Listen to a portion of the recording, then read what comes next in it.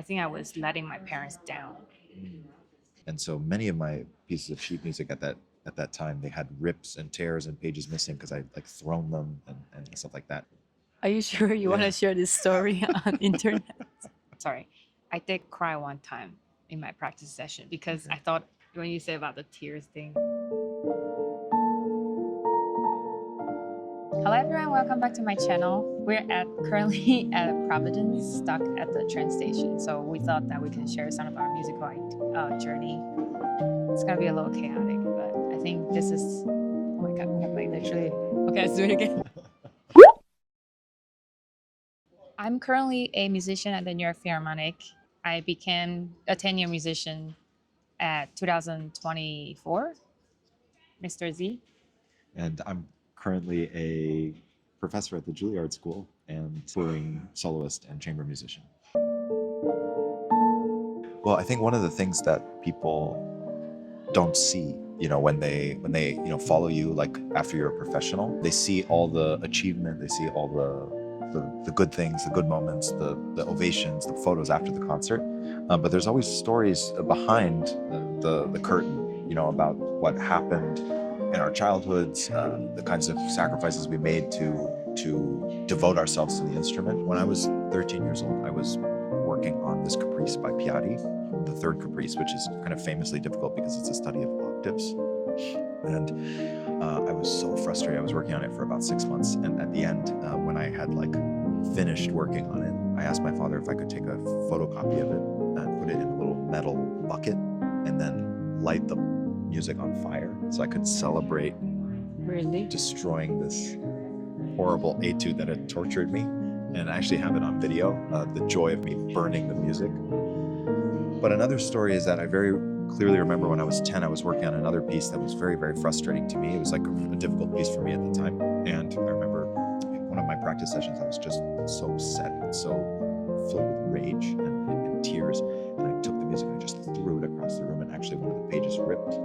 And so many of my pieces of sheet music at that time, they had rips and tears and pages missing because I thrown them and stuff like that. And also on my cello, I still remember, since I would sometimes cry during my practice sessions out of frustration. Oh my gosh. Salt from my tears would go over the varnish, and you could still see the little streams of tears that because I would cry on the top, the tear rolls down the wood all the way to the F hole, so you could see the journey of the tear. Are you sure you want to share this story on internet? I guess that's the raw part of our musical journey. Yeah.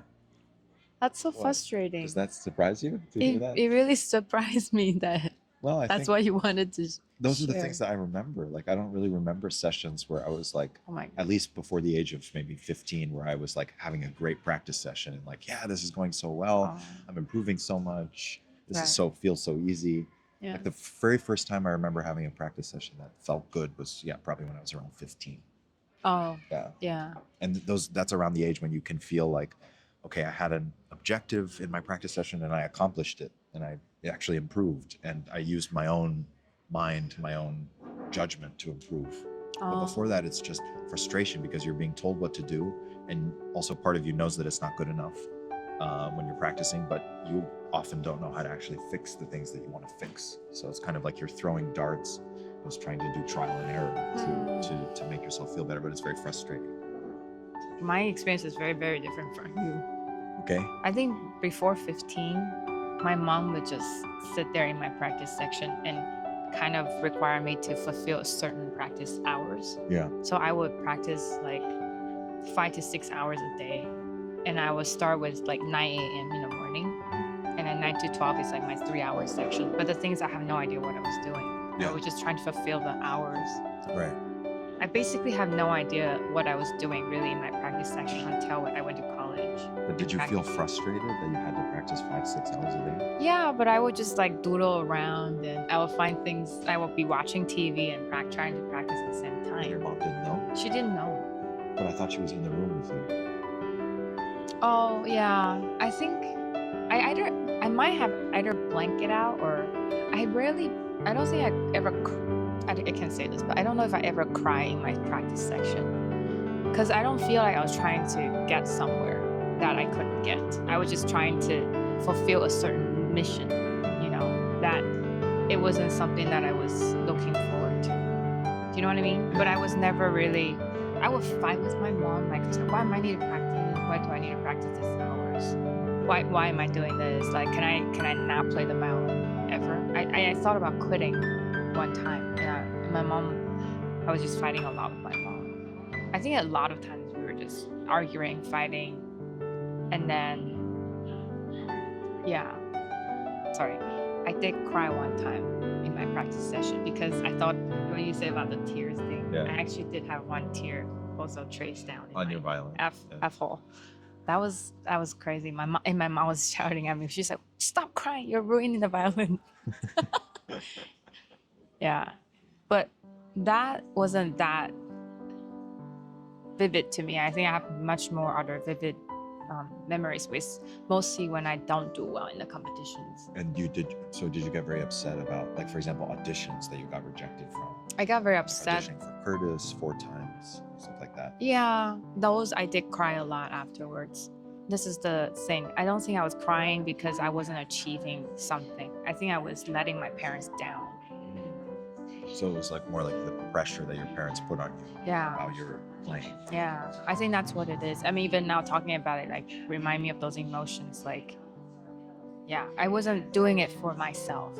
Whereas I think you were doing it for yourself and you were not getting wherever you wanted to be. That's why you are so frustrated, I think. Maybe. Well, didn't you tell me that you wanted to quit one time? Or like seriously wanted to quit Yeah. cello? I've wanted to quit several times. Yeah, I think you shared this publicly with many, many other. Yeah.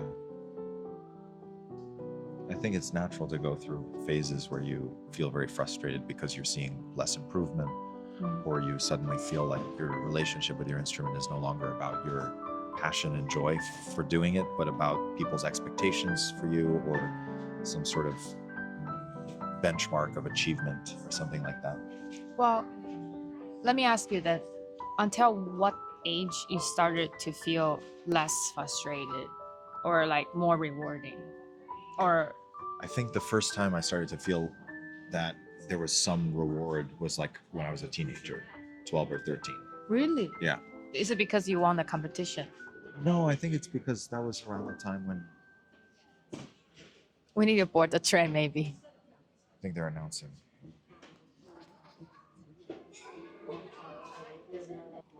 We're waiting for the train, and our train is delayed. That's why we're doing this video.